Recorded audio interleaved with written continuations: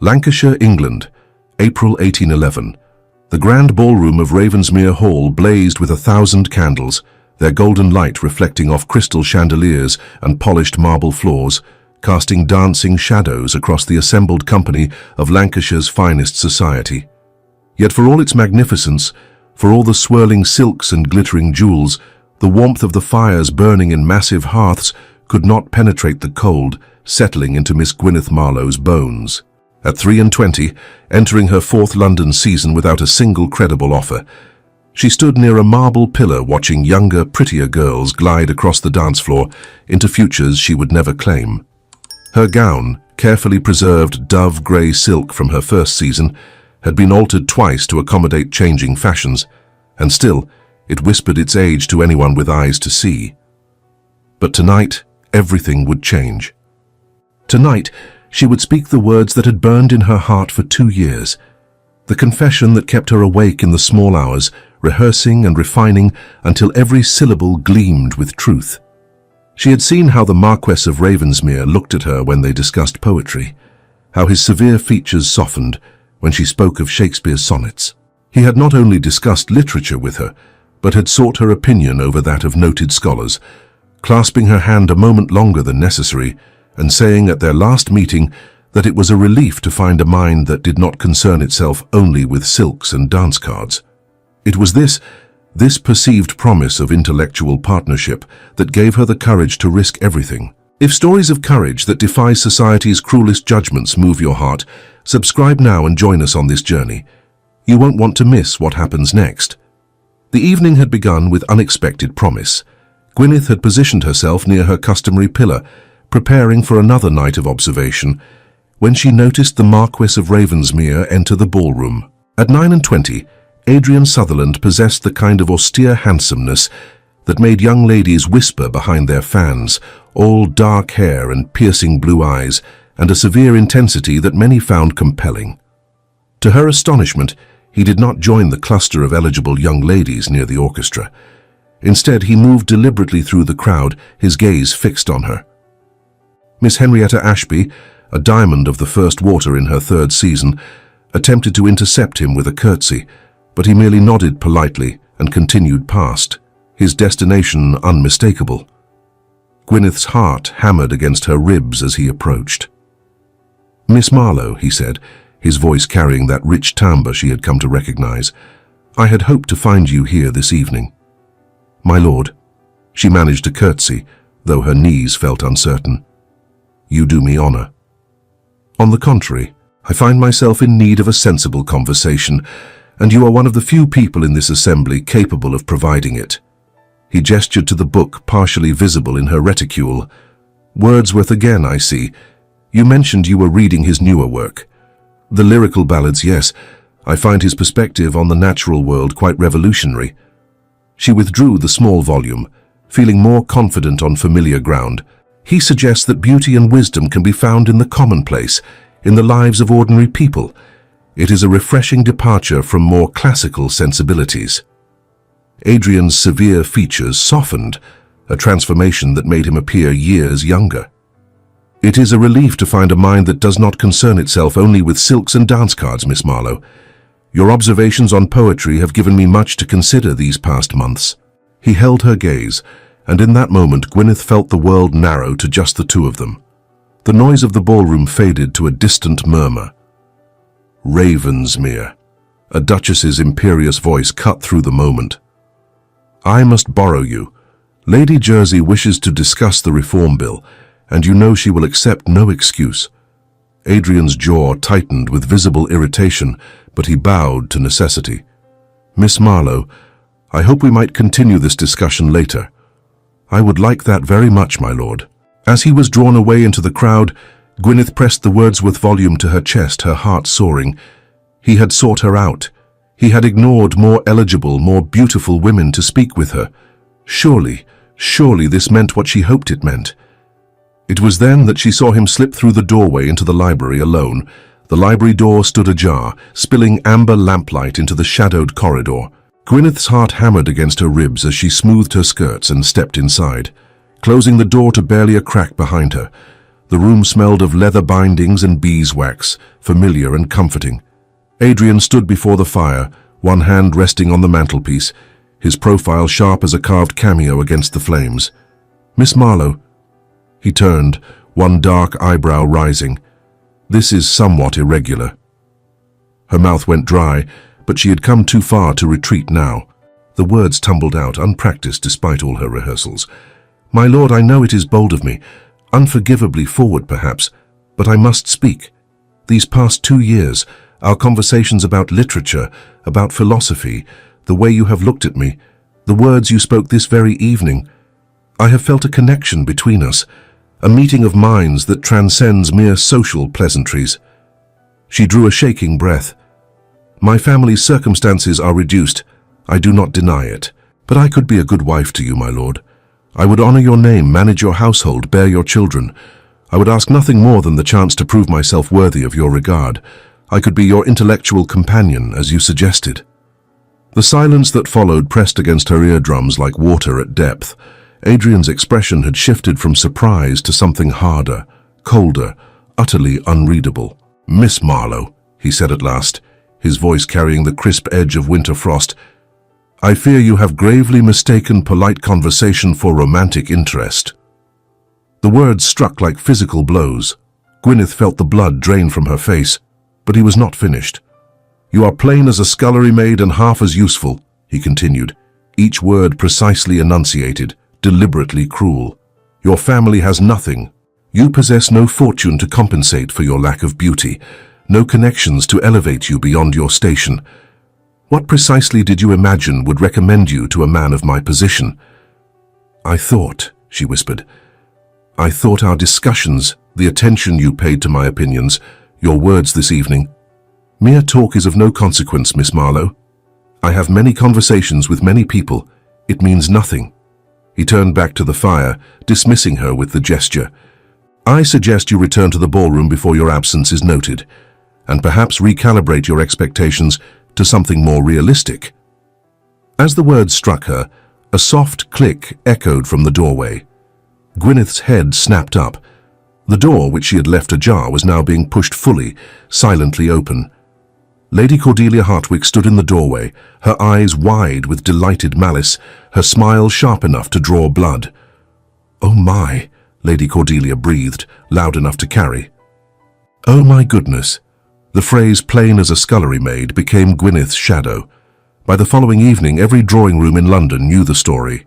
Miss Gwyneth Marlowe, the baronet's desperate daughter, had thrown herself at the Marquis of Ravensmere, had offered herself like goods at market, had been rejected with memorable cruelty. The whispers followed her through ballrooms, pursued her down fashionable streets, echoed in the careful silence when she entered a room, and invaded her own home, where, within a fortnight, her mother's silence and her father's retreat into brandy proved her life in society was finished. Younger girls giggled behind fans, matrons shook their heads, gentlemen would not meet her eyes. Her mother stopped speaking to her entirely, communicating only through frigid notes left on the breakfast table. Her father, once her ally, could not bear to look at her, as though her humiliation had somehow diminished him as well. Gwyneth knew she should attend at least one more assembly, should attempt to salvage what remained of her reputation through dignified behavior. Her mother insisted, dressing her in her best remaining gown, pinching color into her pale cheeks. The assembly rooms fell silent when she entered, not the pleasant hush of anticipation, but the terrible silence of collective judgment. Gwyneth stood in the doorway, feeling every eye upon her, hearing the whispers that were not quite whispers. Lady Anne Fairfax, who had been her friend since childhood, stood near the punch bowl. Their eyes met across the room. Gwyneth took a tentative step forward, hoping for some gesture of support, some acknowledgement that their friendship survived this scandal. Lady Anne deliberately, unmistakably, turned her back. The gesture rippled through the assembly. Other backs turned. The crowd shifted, creating a space around Gwyneth as though scandal were contagious. The music, which had faltered at her entrance, resumed, but no one approached her. No one would meet her eyes. Gwyneth stood isolated in the center of the room for one terrible, eternal moment. Then she turned and fled, her mother's protests echoing behind her.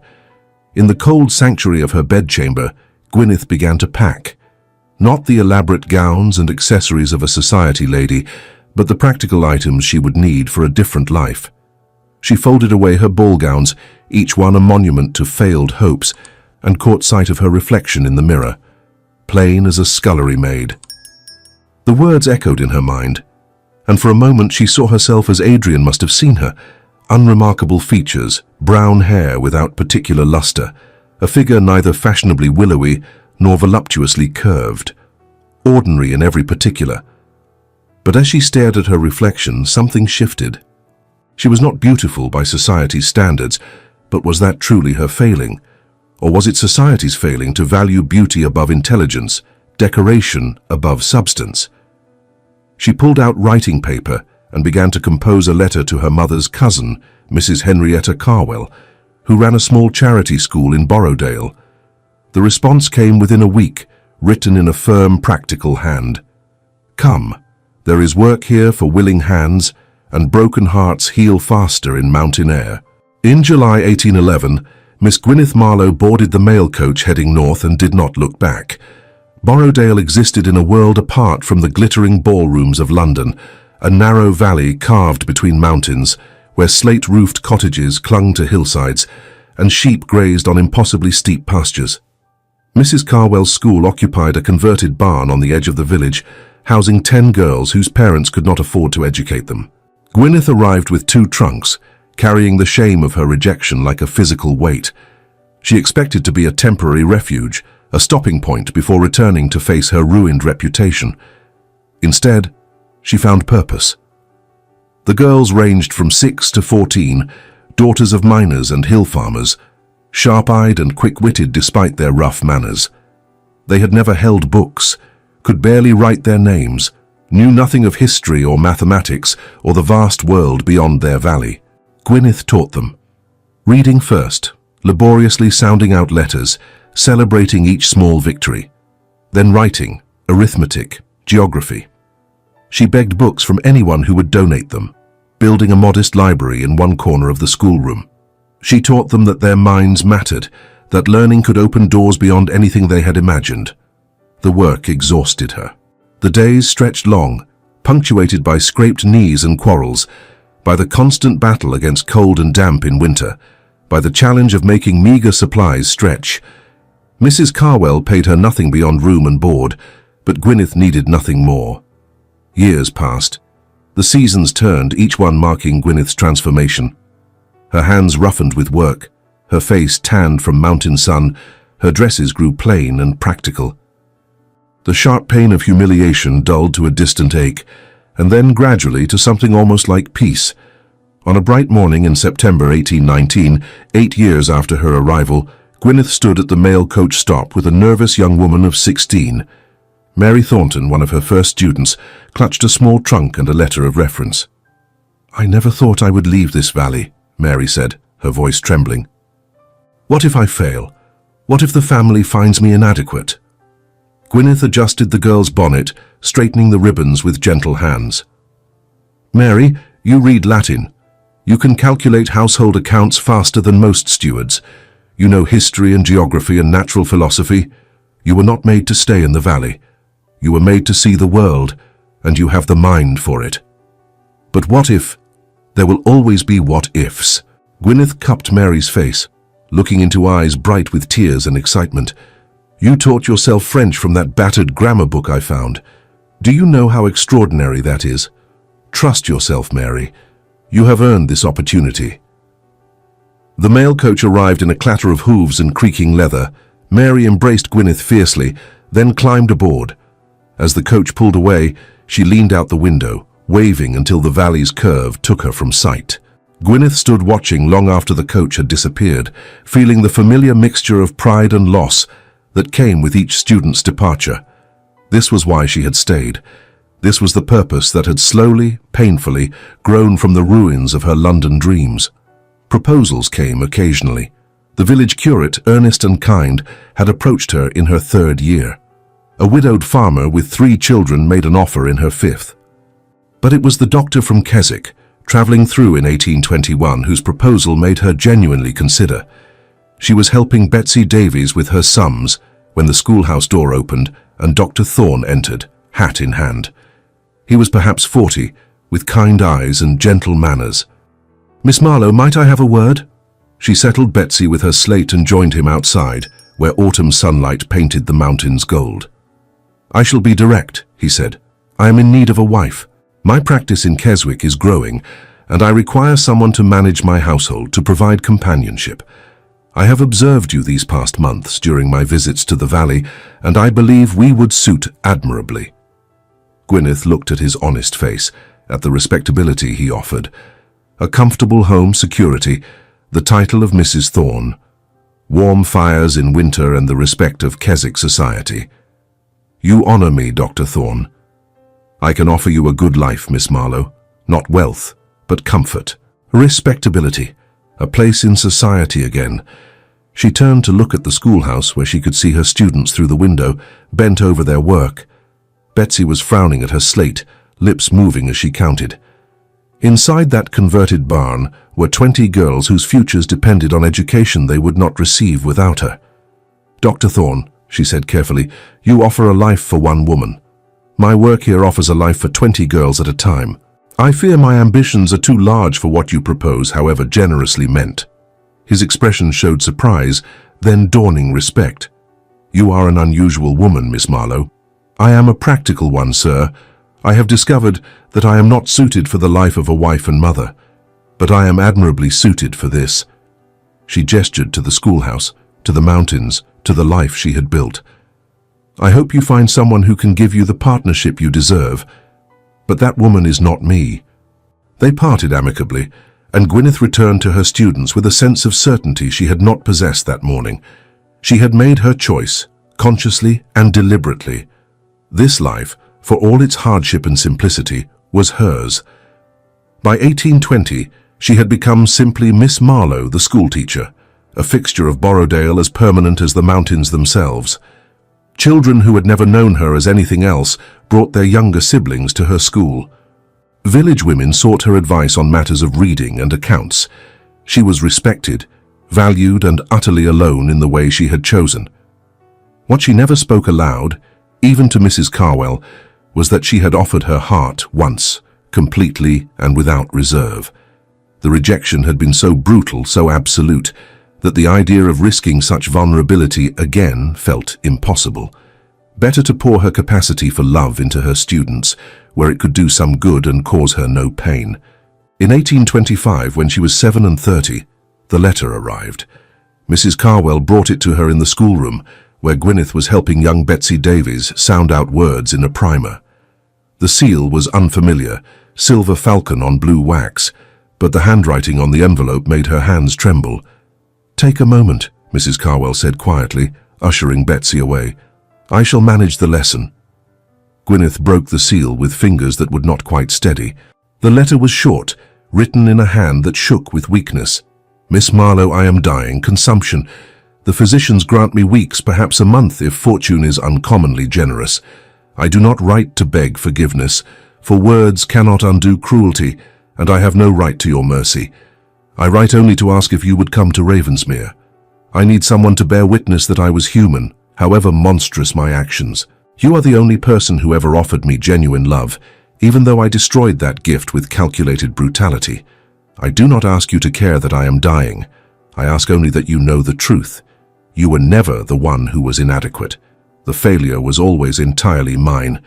Adrian Sutherland, Marquess of Ravensmere." The letter dropped from her nerveless fingers to the worn floorboards. Mrs. Carwell retrieved it, read it quickly, her lips pressing into a thin line. Her face flushed with anger. "You need not go. I know. He asks you to witness him, after he made the world mock you, after what he did?" Mrs. Carwell's voice rose, rare fury making it shake. "Let him die alone, Gwyneth. He earned it. He earned every moment of solitude and fear. You owe him nothing." "I know that too," Gwyneth said quietly. "Then why do I see you considering it?" Mrs. Carwell gripped her shoulders. "What could he possibly offer you now? An apology?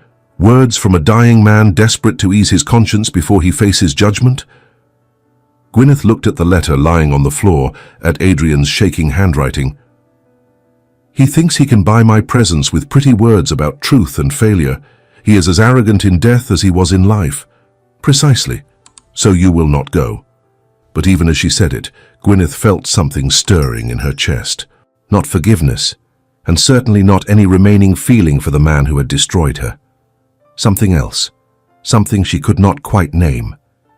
She spent that night in turmoil, alternating between fury and something that might have been curiosity. Adrian Sutherland was dying. The man who had crushed her with words, who had made her a laughingstock, who had driven her from society, was facing death and asking for her. Why? She rose before dawn and found Mrs. Carwell already in the kitchen brewing tea. "I must go, Henrietta," Gwyneth said without preamble. "Why? Give me one reason that makes sense." Gwyneth sat at the worn table, accepting the cup of tea with grateful hands. "Because if I do not, that girl in the library remains frozen by that fireplace forever. For 14 years I have carried his words, have built my life around the wound he created. I must go to set her free, not him. Her, the girl I was." Mrs. Carwell's anger softened to concern. "And if going reopens the wound? Then I shall tend it here, among people who love me." Gwyneth met her friend's eyes. "But I think perhaps the wound has never truly closed. It has only been covered. I need to see him, Henrietta. I need to understand why, and then perhaps I can finally let it all go." The journey south took 3 days by mail coach, through landscapes that grew progressively gentler, more cultivated, less wild. Gwyneth watched the mountains recede behind her and felt her hard-won peace threaten to crack. Lancashire was green and prosperous, rolling hills dotted with fine estates.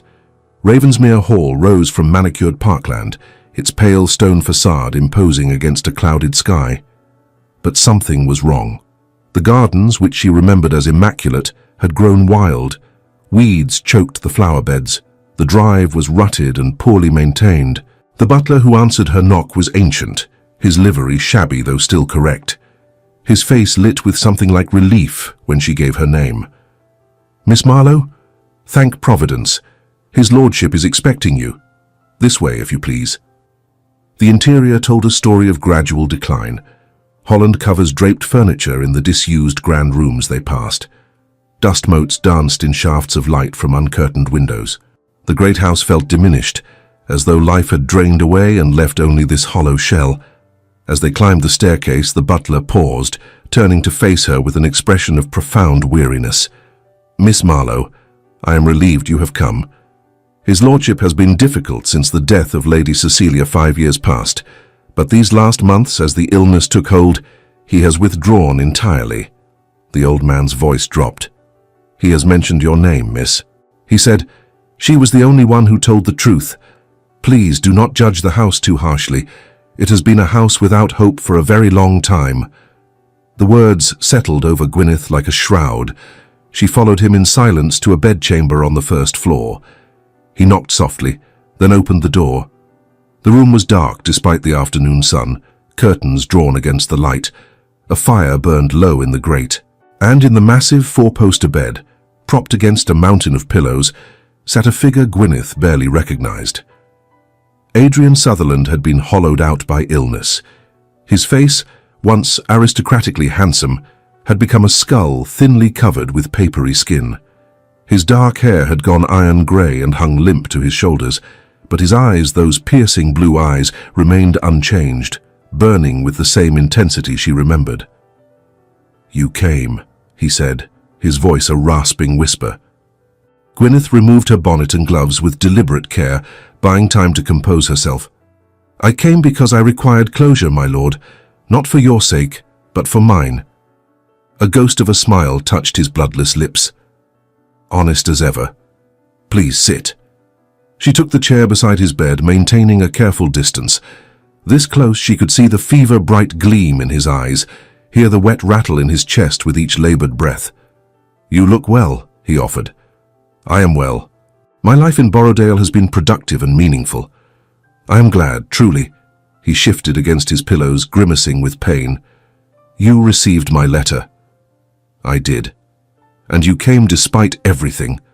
That required courage. I have learned courage, my lord, through necessity. One acquires it when one's alternative is despair. He studied her face with an intensity that made her want to look away. She held his gaze instead, refusing to show weakness. "You hate me," he said. It was not a question. "No," she replied, surprised by the truth of it. "I did for a time. Hatred is exhausting, and I had limited energy to spare. Now I feel nothing particular toward you at all. That may be worse. It is certainly more honest. There is something I must tell you," he began, then stopped as a coughing fit seized him. It was not violent yet, merely wet and rattling. He pressed a handkerchief to his lips and continued when he could speak again. "You said in your letter that I deserve to know the truth. I have come a considerable distance to hear it. If you have strength enough, I would hear it now." Adrian's eyes drifted to the window, though the drawn curtains revealed nothing. "I was engaged once before, did you know? Lady Felicity Drummond." Gwyneth had heard rumors, vague whispers, but nothing definite. She remained silent, letting him continue. "We were promised to each other from childhood." He paused, gathering strength. "A dynastic alliance between our families. And you loved her." "I believed I did. She was beautiful, accomplished." His voice grew strained. "We were to marry in May of 1809. What happened?" 3 days before the wedding, her carriage overturned on the London road. She was killed instantly. "I am sorry." His laugh was bitter, barely more than a wheeze. "Do not be."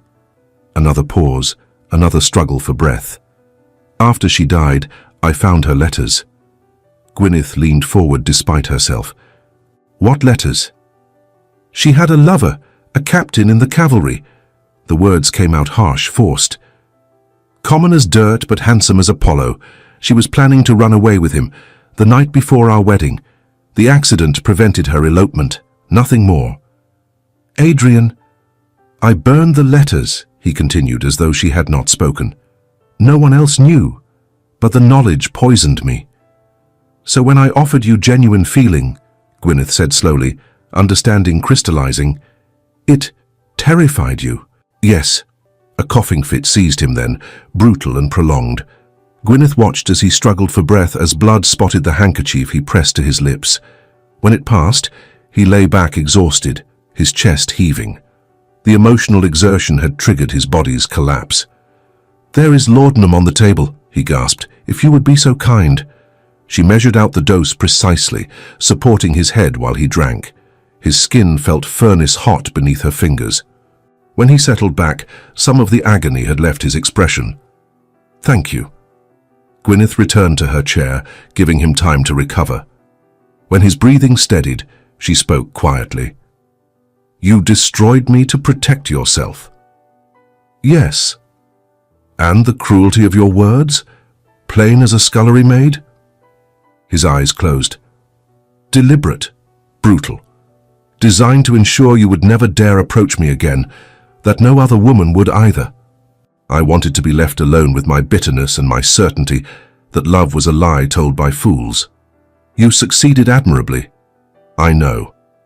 The words were barely audible. Lady Cordelia's presence in the doorway was pure misfortune, but even without her, I would have found a way to hurt you. I was determined to prove that your feelings were false, that you were mercenary beneath the pretty words. When you fled London in shame, I told myself I had been right to expose you, even though I had done nothing wrong. "Even though," he agreed. "For weeks I congratulated myself on my narrow escape, and then I began to hear stories. You had gone north. You were teaching in some charity school. You had refused several offers of marriage. You were living in poverty by choice." "Not poverty," Gwyneth corrected. "Simplicity. There is a difference." "Perhaps. But the stories gnawed at me. If you were the mercenary fortune hunter I had convinced myself you were, why would you not have married the curate, or the farmer, or any of the others? Why choose solitude and hardship?" "Because my heart was not for sale, despite what you believed." Adrian opened his eyes, looking at her with something that might have been anguish. "I began to understand slowly that I had made a terrible mistake, that your offer had been genuine.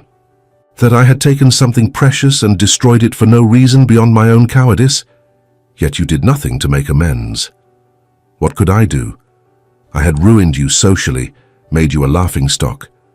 An apology would only draw more attention to the scandal.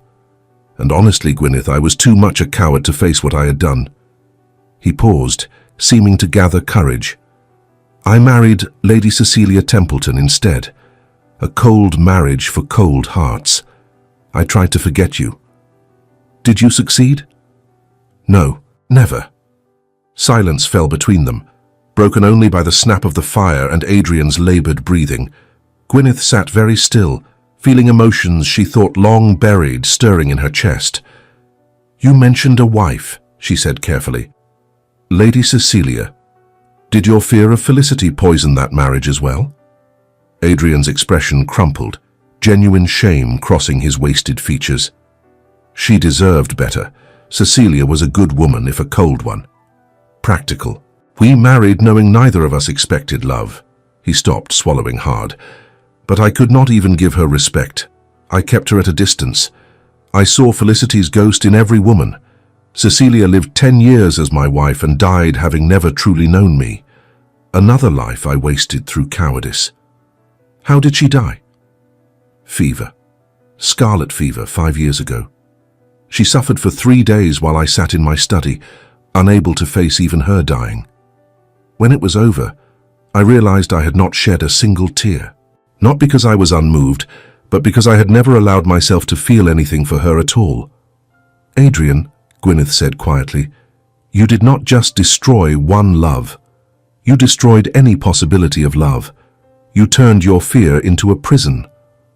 Yes, he whispered, and now I die in that prison alone, except for servants who pity me and a woman who has every reason to let me die without witness. Do you expect me to forgive you? She asked finally. No. I hope only that you can let go of whatever pain I caused you, that you can return to your mountains and your students without my words weighing you down. You think it is that simple? That knowing your reasoning erases 14 years of humiliation? No, he said wearily. Nothing is that simple. But perhaps it helps to know that the inadequacy was mine, not yours. That you were worthy then, and are worthy now, of far better than what I gave you. The days that followed fell into a strange rhythm. Gwyneth kept to a guest chamber, taking meals alone, but she spent several hours each afternoon in Adrian's room.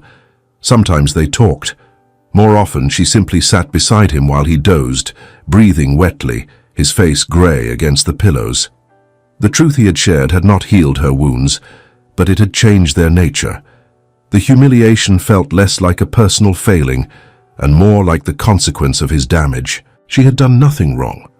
That realization, simple as it was, began to unknot something that had been tight in her chest for 14 years. On the third day, when he had strength enough, she took him outside. The footman carried him to a wheeled chair, and Gwyneth pushed him through the overgrown gardens.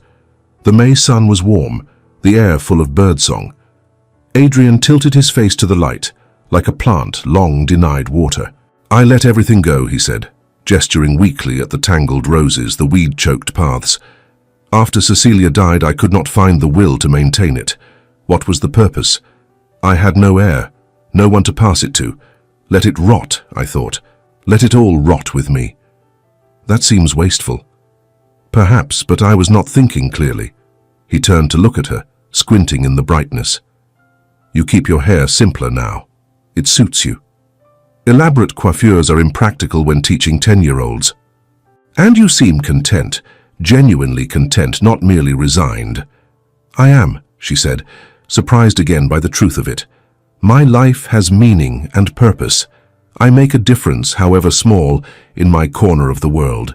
What more could anyone want? Love, perhaps, companionship, children of your own.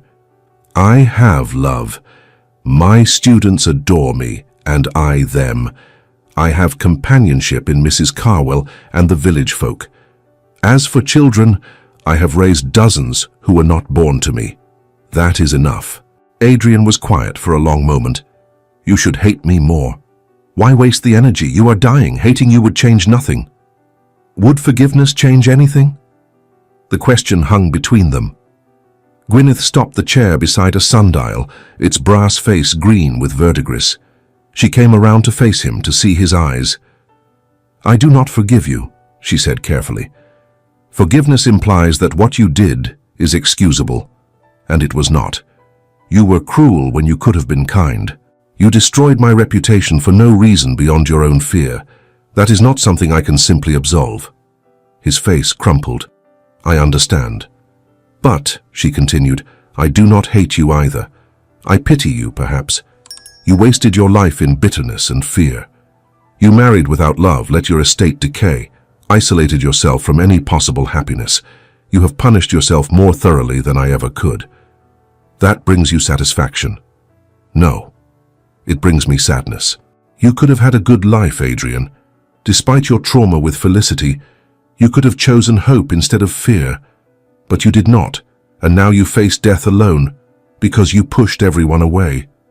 "Not everyone," he said softly. "You came. I came for myself, not for you. Remember that." But even as she said it, she knew it was not entirely true. She had come for closure, yes, but seeing him diminished and dying, she found some small measure of compassion stirring. He had been wrong, profoundly wrong, but he had not been evil, merely damaged and too cowardly to seek healing. That evening, as she sat in her guest chamber reading by candlelight, a soft knock came at the door. The elderly butler stood there, holding a small wooden box. "His lordship asked me to give you this, miss. He said you would understand." Inside the box lay a slim volume, leather-bound and worn. She recognized it immediately. Wordsworth's Lyrical Ballads, the same edition they had discussed at that long-ago ball, when she had believed his interest meant something more than mere politeness. A note was tucked inside, written in Adrian's shaking hand. "You said once that Wordsworth understood the human heart better than any poet since Shakespeare. I disagreed then, too proud to admit that poetry might contain truths I feared to face. You were right. You were right about many things. This was my copy from university. I want you to have it. Perhaps you can teach your students that wisdom comes from opening oneself to truth, not barricading against it as I did." Gwyneth read the note twice, then pressed the book to her chest. The gesture was insufficient as an apology, too little and far too late. But it was something. An acknowledgement that she had been real to him, that their conversations had mattered, even if he had not been brave enough to admit it then. Hadrian declined rapidly after that. His lucid moments grew fewer, shorter, punctuated by delirium and pain. The physician came from the village, shaking his head gravely, prescribing increased doses of laudanum. Gwyneth sat with him through the worst of it, holding his hand when fever dreams made him cry out, reading aloud when he was calm enough to listen. "Felicity," he called once, thrashing weakly against the sheets. "Do not leave. Please do not leave." "Hush," Gwyneth soothed, placing a cool cloth on his forehead. "All is well, rest now." His eyes opened, confused, focusing on her face. "Not Felicity. Gwyneth, you are the one who stayed." "Yes." "Why? Why did you stay when I destroyed you?" "Because someone should bear witness," she said simply. "Because you asked, and beneath the fear and cruelty, there was still some small part of you worth mourning. You are kinder than I deserve." Undoubtedly. A sound that might have been laughter, or might have been sobbing, shook his wasted frame. Plain as a scullery maid. God help me, those words. I see them written in fire every time I close my eyes. Then let them go. I have. Have you? Truly? Gwyneth considered the question honestly. Not entirely, she admitted. They still sting when I remember them, but they no longer define me. I have built a life of such richness and purpose that your opinion of my appearance matters not at all. You were never plain, he whispered. Your face showed everything you felt, every hope and fear and dream. It terrified me, that transparency. I called you plain because I could not bear the honesty of you. So you said. But Adrian, it no longer matters. In a few days you will be gone, and I will return to Borrowdale, and this will all become a strange memory. Your reasons change nothing. They should. They should change something. Why? So you can die absolved? So you can face whatever comes next with a clean conscience? I am not here to give you that peace. Then why are you here? It was the question she had been avoiding, even to herself. Gwyneth looked at the man before her, at the ruin illness had made of aristocratic pride, at the fear in his eyes as he felt death approaching. Because I am not cruel, she said finally. You were cruel to me, casually and deliberately, but I will not be cruel to you, even though you deserve it. I will sit with you, I will bear witness to your dying, but I will not tell you that everything is forgiven, because it is not. Adrian closed his eyes, tears leaking from beneath his lids. Thank you, he breathed, for your honesty, if nothing else. You are still the most honest person I have ever known. On his final morning, he woke briefly, surprisingly clear-headed. Gwyneth sat beside him as dawn light crept through the curtains. He turned his head, fixing those blue eyes on her face. Do you remember what you said to me in the library before I destroyed everything? I remember every word. You said you felt a connection between us, a meeting of minds. His breath rattled, weak. You were right. I felt it too. I was simply too damaged to acknowledge it. That knowledge changes nothing, Adrian. I know, but I wanted you to hear it, to know that your instincts were not wrong. The connection was real. I was just too much a coward to honor it. You have said that many times these past days, because it is the only truth that matters. His hand moved weakly on the coverlet, seeking hers. She let him take it, his fingers cold and fragile as bird bones. Gwyneth, I am not asking for forgiveness, but may I ask for one thing? What? Remember me with pity instead of hatred. Not kindness, not absolution, just pity for a man too broken to accept the gift he was offered. Gwyneth looked at their joined hands, at the dying man who had once held the power to crush her with words, and had done so without hesitation. She thought of the life she had built from the ruins he created, of her students and her mountains, and the peace she had found in simplicity. I will remember you, she said quietly, as a man who was offered 2 chances at love and destroyed them both through fear. I will remember you as a cautionary tale. And yes, I will pity you, not because you deserve it, but because a life lived in fear is the saddest thing I can imagine. That is more than I could have hoped for. It is all I can give. Adrian nodded, seeming to gather his remaining strength for one final effort. In my desk, there is a sealed letter for my solicitor. See that he gets it, please. Everything is in order. I will. And Gwyneth? Thank you for coming, for staying, for being brave enough to face me when I had given you every reason to let me die alone. His eyes drifted closed. You were always the braver one. Those were his last coherent words. He slipped into unconsciousness by mid-morning, his breathing growing increasingly labored. Gwyneth sat beside him as the sun tracked across the floor, as shadows lengthened and deepened. She held his hand, felt his pulse grow thready and irregular beneath her fingers. Near sunset, his breathing changed, becoming shallow, sporadic. Gwyneth leaned close, whispering near his ear, "Hush, Adrian, I am here. Rest now." A final breath rattled from his chest, then silence, profound and absolute. Gwyneth closed his eyes gently, folded his hands across his chest and rang for the servants.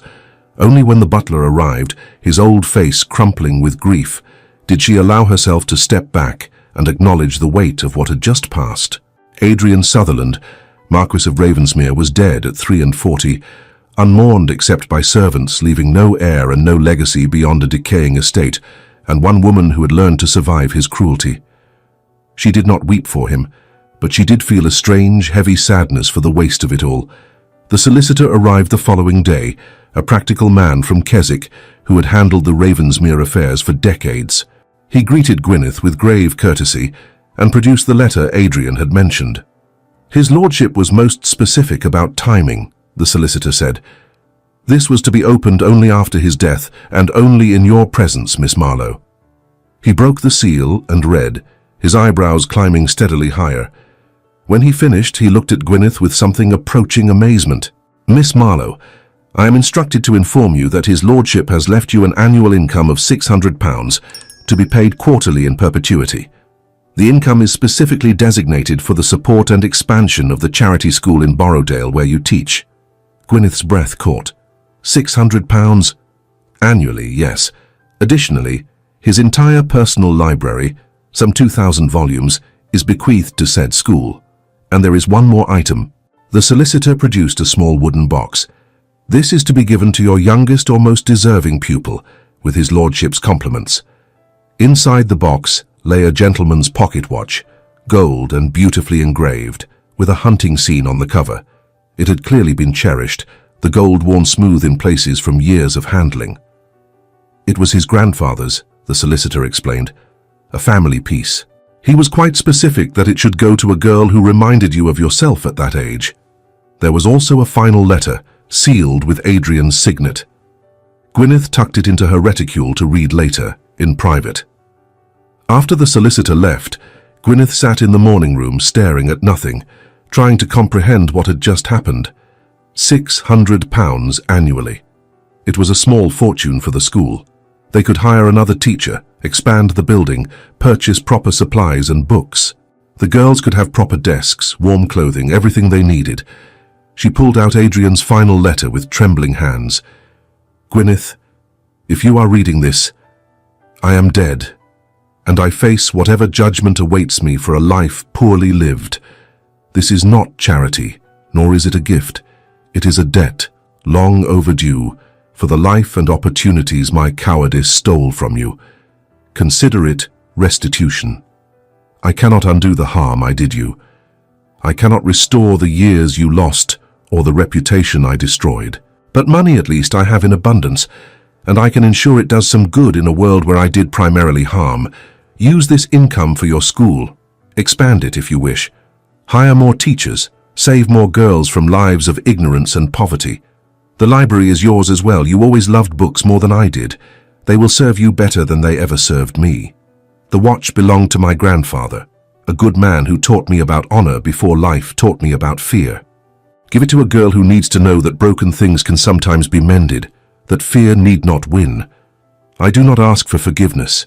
I ask only that you use these resources to build something beautiful from the ruins I helped create. That would be legacy enough for me. I am sorry, Gwyneth. Not sorry enough to balance what I did, but sorry nonetheless. Adrian. Gwyneth read it twice, then carefully folded it and placed it back in the envelope. The apology changed nothing. The money, however, changed everything. She arranged for the library to be packed and shipped north, settled her few belongings, and within 3 days was back on the mail coach heading toward the mountains. Mrs. Carwell met her at the door of their cottage, taking one look at Gwyneth's face and pulling her into a tight embrace. "You survived it," she said simply. "I did, and Mrs. Carwell, we need to talk about the school." Over tea, Gwyneth explained the bequest. Mrs. Carwell's eyes grew progressively wider. £600 every year, Gwyneth, that is extraordinary. "It is blood money," Gwyneth said flatly. "Payment for a debt that cannot truly be paid. But it is also real, and it will do genuine good." "And you? How are you truly?" Gwyneth considered the question. "Tired, sad, perhaps, though not for him specifically. Sad for the waste, for the life he could have had if he had been braver, but also strangely lighter. I have carried his words for 14 years like stones, knowing the truth behind them. Seeing him diminished and dying, it somehow made them smaller. They still hurt, but they do not crush me anymore." "That is healing then?" "Perhaps, or perhaps simply exhaustion." She managed a small smile. "In any case, I am glad to be home." The next morning, Gwyneth returned to the school. The girls were waiting, tumbling out to meet her, all speaking at once. "Miss Marlowe, you're back. Did you see London? Was it very grand? We missed you terribly." Little Betsy Davies, barely 7 years old, pushed through the crowd and wrapped her arms around Gwyneth's waist. "You came back," she said. muffled against Gwyneth's skirts. "I knew you would. Mrs. Carwell said you would, but I was afraid." Gwyneth knelt, gathering the child close. "I promised I would return, did I not? I always keep my promises." Always. Always. That afternoon, with all the girls gathered in the schoolroom, Gwyneth made her announcement. "We have received a benefaction," she said, "a very generous gift that will allow us to expand the school. We will have a proper library soon, with hundreds of books. We will be able to take on more students, purchase better supplies. Your education will be richer and fuller than anything we could have provided before." The girls cheered. Questions flew. Gwyneth answered what she could, carefully avoiding any mention of Adrian's name or the circumstances of the gift. Only later, in the quiet of evening, did she take out the pocket watch. She turned it over in her hands, feeling the weight of it, the smooth gold warm against her palm. The engraving showed a hunting scene, riders and hounds pursuing a stag across a hillside. She thought of the girls in her care, trying to determine who most needed this particular gift. Not the oldest or the cleverest necessarily, but the one who most needed to believe that broken things could mend, that the past need not define the future. Betsy Davies, she decided. The miner's daughter with the serious grey eyes who had lost her mother to childbirth and her father to despair. Who came to school hungry more days than not but never complained, who worked harder than any child should have to work and still found joy in learning. "Betsy," she called. The girl appeared instantly, always eager to help. "Come here, please, I have something for you." She placed the watch in Betsy's small, rough hands. The child's eyes went wide. "For me? But it's gold, Miss Marlowe. I couldn't possibly—" "You can and you will. This watch belonged to a gentleman who understood, late in life, that true value lies not in birth or beauty or wealth, but in courage and honesty and the strength to keep hoping even when hope seems foolish." Gwyneth closed Betsy's fingers around the watch. "You have that strength, Betsy. Never forget it." The child clutched the watch to her chest, tears streaming down her cheeks. "I won't forget, miss. I promise." "Good. Now go wash your face and help the others set the table for supper." Alone again, Gwyneth moved to the window overlooking the valley. The mountains rose in the distance, solid and eternal, their peaks touched with gold by the setting sun. Her mountains, her valley, her life, built deliberately and with purpose from the ruins of the one she had expected to live. Plain as a scullery maid, Adrian had called her, half as useful. Perhaps she had been, by the standards of society, by the measures of beauty and grace that governed the marriage mart. But here in this place, by the measures that actually mattered, she had become invaluable. She had educated dozens of girls, had opened worlds to them through the gift of literacy. She had loved and been loved, not romantically perhaps, but deeply and genuinely. Adrian had died bitter and alone despite his title and wealth. She would live surrounded by students who adored her, in work that mattered, with resources now to do even more good. 2 years passed. The bequest transformed the school beyond recognition. A proper building was constructed, with separate classrooms and a dedicated library for the 2,000 volumes Adrian had bequeathed. Mrs. Carwell hired 2 additional teachers. The student body grew from 10 to 25 girls. Gwyneth, now 9 and 30, had become something of a legend in the Lake District. Visitors came from as far as Manchester to see the school that educated miners' daughters to the standard of gentlewomen. Articles appeared in newspapers. Donations arrived from unexpected sources. On a bright afternoon in May 1827, Gwyneth stood in the new library, shelving books with Betsy's help. The girl was 9 now, tall for her age and quick as mercury. She wore the gold watch on a chain around her neck, polished to a gleam. "Miss Marlowe," Betsy said, carefully placing a volume of Shakespeare on the shelf. "Why did the Marquess give you all this? Mrs. Thornton in the village says he must have loved you." Gwyneth paused, considering how to answer. "No, Betsy, he did not love me. But he owed me a debt, and he chose to repay it in a way that would do the most good." "What kind of debt?" "A debt of honor, of conscience." Gwyneth turned to face the girl. "Once, long ago, he said cruel words to me, words that hurt very badly. Before he died, he wanted to make amends." "Did you forgive him?" "No. Some things cannot be forgiven. only accepted. But I took what he offered and used it to build something beautiful. That is better than forgiveness, I think. Betsy considered this, her young face serious. I want to be like you when I grow up, Miss Marlowe. Strong and kind, even when people are cruel. Gwyneth knelt, pulling the girl into an embrace. You already are, my dear. You already are. That evening, as the sun set behind the mountains, Gwyneth stood in the doorway of the school, watching her students file inside for supper. Their voices rang out bright and full of life, arguing about mathematics and poetry and the vast world that was opening before them. Inside, the library held 2,000 books, each one a doorway to new possibilities. 25 desks stood in neat rows, each one occupied by a girl whose future had been transformed by education. 2 additional teachers managed classrooms full of eager minds. And Gwyneth, the woman who had once been called plain as a scullery maid, had built an empire of knowledge from the ruins of humiliation. She looked at the mountains rising against the darkening sky, at the school that bore her life's work, at the students who would carry her legacy forward long after she was gone. Adrian Sutherland had destroyed her once. But from that destruction, she had built something that would outlast them both. And that, she thought with quiet satisfaction, was the truest revenge of all. Dear listener, sometimes the cruelest words spoken about us reveal far more about the speaker than about ourselves. Rejection is not a measure of your worth, but a reflection of another's limitations, and healing does not require forgiving those who hurt you. Gwyneth never fully forgave Adrian, and that was her right. What she did do was refuse to let his cruelty define her. She built a beautiful life not because of him, but despite him, transforming pain into purpose, humiliation into legacy. You are not what was said about you in anger. You are what you build from the ruins, the love you give, the lives you touch. Rest well. Thank you for staying with us through this journey of pain, resilience, and ultimate triumph. If Gwyneth's story touched your heart, if you believe in choosing your own worth regardless of others' judgments, please like and subscribe. Your support helps us continue creating stories that remind us of our inherent value and strength.